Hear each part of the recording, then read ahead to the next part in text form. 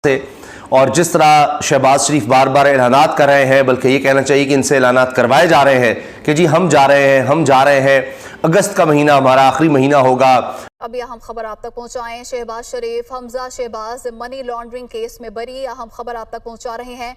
Money laundering case के हवाले से आपको आगाह कर रहे हैं। अभी आप बैठ के जो है वो इंतखाबी रूल्स ऐसे बनेंगे तो ये होगा तो वो होगा। जो इश्यूज थे इस पूरे अरसे में, यानी वो पॉलिटिकली तो आपसे नहीं हैंडल हुए ना।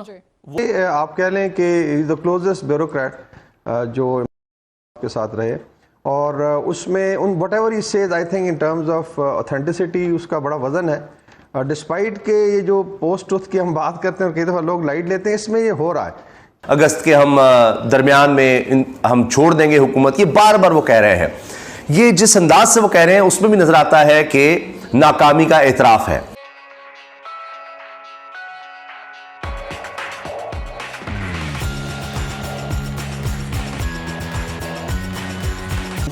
एक और आप देखिए पहलू कि जहां से नजर आता है कि हुकूमत पाकिस्तान की तारीख की सबसे ज्यादा नाकाम हुकूमत रही है, हर लिहाज से, हर सतह पर, हर पैमाने पर। जब आपका वज़ीर आज़म खुद खड़े होकर सबके सामने कह रहा होगा कि जी जो हमें $2 अरब सऊदी अरब की तरफ से आए हैं वो सिर्फ और सिर्फ, कोई और किसी को क्रेडिट नहीं जाता, वो सिर्फ और सिर्फ army chief general Asim Munir की वजह से है। ये एक सिटिंग प्राइम मिनिस्टर ये कह रहा है, इतराफ कर रहा है कि जी हम तो कुछ नहीं कर सके, तो आर्मी चीफ को ही कुछ करना पड़ा, ये सिर्फ उनकी काविशों की वजह से हुआ है। ये उनके अल्फाज हैं। तो ये अब आप देखिए कि किस कदर ये नाकाम है कि हर चीज में, हर सतह में ये समझते हैं कि जनाब हम तो कुछ नहीं कर सकते, तो लिहाजा फिर फौज ही करे, जो करना है फौज ने करना है, हर जगह फौज को लगा दो, हर जगह फौज को बुला लो, उन्हीं की तरफ देखो, चाहे कुछ भी हो जाए, सैलाब है, कोई मसला है, उसमें जनाब फौज ही आए। अभी आप देखें कि ये अपनी मर्जी का सेटअप लेके आए खैबर पख्तूनख्वा में, और ये बिल्कुल उससे बरीजिमा हो गए। कुरम में क्या हुआ कि वहां पर कबाइली इलाकों में कबाइल के दरमियान एक जंग छिड़ गई, बाकायदा जंग कई दिन तक जारी रही, लेकिन हुकूमत का कोई बयान, कुछ भी नहीं आया, टस से मस नहीं हुए। रोजाना की बुनियाद पर आप देखिए दहशतगर्दी के वाकयात होना शुरू हो गए हैं।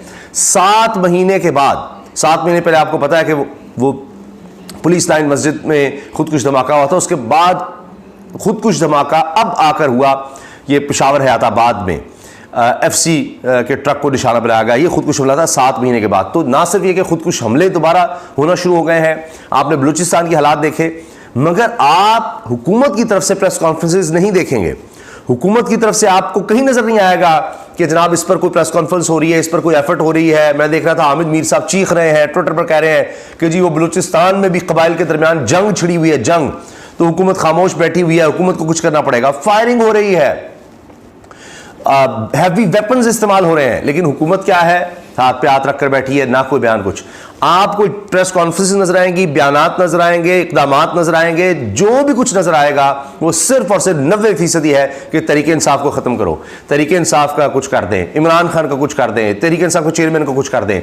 90% ये एक रिकॉर्ड होगा कि आप इनके कुछ 15 महीने 1.5 साल की कारकर्दगी देख लें, 2 ही काम आपको नजर आएंगे, एक अपने केसेस खत्म करवाना और ऑपोजिशन तरीके इंसाफ के खिलाफ केसेस बनाना, उनके लोगों को पकड़ना, जेल में डालना, सब इदारों को इसी काम पे लगाया हुआ है। अब हाल तो यह है कि अगर फॉरेन इन्वेस्टमेंट भी लानी है तो वो जी फौज लेकर आए, या यूं कहें कि फौज के इदारे ने देखा भाई ये तो बर्बादी हो गई है मुल्क की, तो वो कह रहे हैं अच्छा जी वो भी करते हैं। ज़राअत का शोबा है तो जी वो भी अब उस तरफ देखा जाए।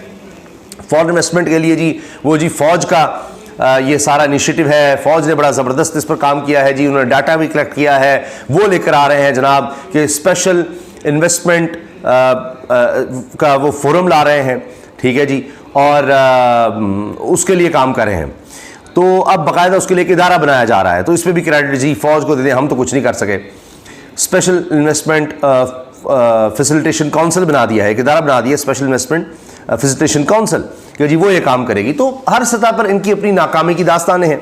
अब मुहर्रमुल हराम के हवाले से भी जनाब पंजाब में भी ये फौज के हवाले कर दिए गए अमन अमान की सूरत हाल के जी हम तो कुछ नहीं कर सकते, हम तो नहीं संभाल सकते, क्योंकि हमारा फोकस तो कुछ और है, हमने तो किसी और तरफ तवज्जो देनी है। राना सनाउल्लाह वज़ीर दाखिला हैं, उनका ये काम नहीं है। वो तो खुद जाके उन्होंने ये कहा कि आ बैल मुझे मार, तो ये 9 मई हो गया, या ये और जो भी इश्यूज हैं हो गए।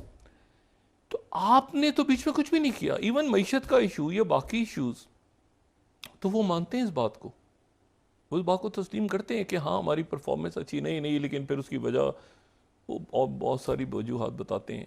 लेकिन अगर आप देखें तो वो कोई ऐसी चीज़ है नहीं, मतलब वो वही 9 मई या वही साइफर शुरू हो जाएगा, वही शुरू हो जाएगा। तो ये तो रियासती अदारों के साथ वो कहते हैं ना, खुद जाके टक्कर मारी ना तो ये इशू सारे खड़े हुए। तो ये पॉलिटिकल जो अरेंजमेंट है, इसने अब ये देखना है कि ये इससे निकल के अपने आखिरी दिनों में हुकूमत की कोई ऐसी चीज़ अनाउंस करें जो मैं रोज़ कहता हूँ कि जिसके नतीजे में जो है ना, यानी अभी तक वो उसी में फंसे हुए हैं। यानी ये इशू है उस वक्त का जब ये अरेंजमेंट आया था, तब साइफर का इशू चढ़ा था, तो तब से लेके यानी आए भी साइफर पे तो जा भी साइफर पे रहे हैं। इन दरमियान में और बेशुमार इश्यूज हैं। देखिए IMF ने जो कंडीशंस रख दी हैं हमारे सामने, वो इतनी संगीन कंडीशंस हैं। अब उसमें उन्होंने कहा है कि खर्चा कम करें, ये यहाँ पे इंतखाबी इस्लाहात में एक ये रूल डाल दें कि जी हमने आगे की जो काबीना है वो छोटी करनी है, हमने खर्चे कम करने हैं, हमने अवाम पे टैक्स नहीं डालना, हमने ये नहीं डालना, वो नहीं डालना। ये जितने मुकदमे हैं और केसेस हैं, ये तो अदालतें और रियासती अदारे और अदालतों में चलेंगे ना सारे। जो पॉलिटिकल फ्रंट की फाइट है वो तो अलग है, जो सियासी फाइट है ना वो अलग फाइट है। तो वो तो उसको तो सियासी फाइट है ना। ये तो प्रॉपर अगर एक ऑफिशियल सीक्रेट एक्ट कहीं लग रहा है या कोई मिलिट्री एक्ट लग रहा है या कोई बाकी एक्ट लग रहे हैं, तो ये तो रियासती अदारों के इश्यूज हैं।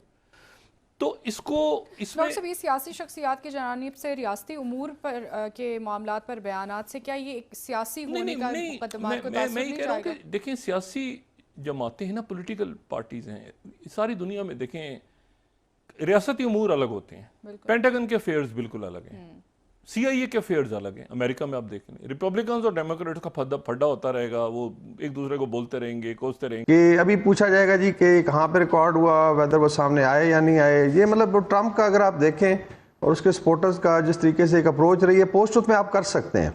यू कैन डिनाई कि 9 में हुआ ही नहीं है, आप जी साबित करके बताएं। यू कैन डिनाई कि आज़म खान जो है शायद वो अभी तक गायब है और वो सामने नहीं आए। So this will I think continue, और ये बिकॉज ऑफ सोशल मीडिया और जो पोस्ट एनवायरनमेंट। और इसमें आई थिंक अगर आप देखें PTI की जो सोशल मीडिया टीम है, I would say they are masters of it. ये चीज़ों को कैसे ट्विस्ट करना है और डिफ्लेक्ट कैसे करना है, अवाम की अटेंशन जो है। मेयर फैक्ट के ये I think is coming from a very very senior bureaucrat जो एफिलिएटेड है। अभी मेरे ख्याल में ये शायद अभी फर्स्ट फेज ऑफ या फर्स्ट लिस्ट ऑफ इंफॉर्मेशन है जो आई है। अभी तो काफ़ी सारी चीज़ें शायद आएंगी और आहिस्ता आहिस्ता फिर इनको आई एम श्योर मंजर आम पे लाया जाएगा। तो इस लिहाज से बड़ा सिग्निफिकेंट है, क्योंकि ये जो साइफर वाला आप कह लें एक नैरेटिव था, इस पर बड़ा कुछ बिल्डअप किया गया था। 6 महीने की कैंपेन चली थी जिसमें आई थिंक हमारे वेस्ट और अमेरिका के साथ ताल्लुकात भी इफेक्ट हुए थे, और बाद में आई थिंक PTI लीडरशिप ने इसको फिर रोल बैक भी किया था। आपको याद होगा जी, फाइनेंशियल टाइम्स को इंटरव्यू में उन्होंने कहा था कि अब मैं उससे आगे बढ़ चुका हूँ, और ऐसा नहीं हुआ। जी, और एक और छोटा सा ऐड कर दूं कि आई थिंक KP के बारे में था PTI का, मतलब पश्तून की हम सारे रिस्पेक्ट करके गैरतमंद पश्तून कभी जो है को धोखा नहीं देंगे। I think lot of them have come out with the truth. और आजम खान साहब का डिसअपीयरेंस ब्रिगेडियर साहब वो शक की निगाह से देखी जा रही है कि 16 जून से वो लापता हैं, और उसके बाद उनकी स्टेटमेंट वो रूबरू नहीं आए। कोई प्रेस कॉन्फ्रेंस करके उन्होंने फैसल वाबडा साहब की तरह या जुल्फिकार मिर्जा साहब जो माजी में सामने आए थे उस तरह आके इंकशाफात नहीं किए। ये ठीक है, उसमें मैंने कहा ग्रेजुअली ये चीज़ें सामने आएंगी। आई डोंट थिंक सो कि अगर इतना बड़ा डिस्क्लोजर है तो उसमें उनकी फिजिकल जो प्रेजेंस है वो नहीं होगी। मे बी ये appears in couple of days. ये I think it depends on him, जिस तरह राणा साहब ने कहा कि वो खुद अपना डिसीजन लेंगे। बट